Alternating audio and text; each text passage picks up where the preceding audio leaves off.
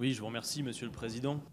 Ce qui est utile, là, c'est de rappeler que, visiblement, nous partageons cet objectif de lutter contre le recours au contrat court. Et je pense que c'est une bataille qui est noble dans la période, puisque l'on sait que, si on regarde le flux, c'est à peu près 85% des nouveaux contrats signés qui sont des contrats courts. Vous avez rappelé, Madame la Ministre, hier, que ces contrats peuvent parfois durer juste une journée. Et l'on voit bien, en réalité, que derrière une baisse statistique du chômage, il y a une réalité sociale qui est qu'on ne peut pas prévoir son avenir avec des contrats aussi courts que cela. 8 contrats sur 10, c'est énorme.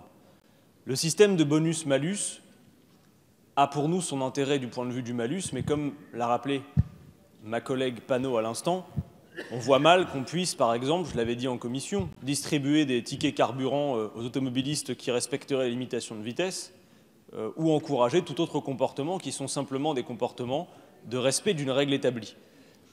Nous avions proposé autre chose qui nous semble plus efficace, qui est l'instauration de quotas. Rappelons que, normalement, le CDD doit être l'exception et le CDI la règle, ce qui n'est plus le cas aujourd'hui du point de vue du flux et des contrats signés.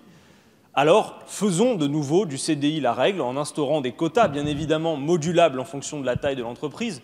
Nous avions proposé, par exemple, que pour les plus petites sociétés, notamment les PME, qui sont l'essentiel du tissu économique de notre pays, ce soit un recours, mettons, de 10%, pour les grandes entreprises de 5%, et surtout, nous avons une interrogation persistante sur la question du bonus-malus, qui est que si la quantité de bonus délivrés est supérieure au malus, alors ce sont les comptes de l'assurance chômage qui s'en trouvent affectés.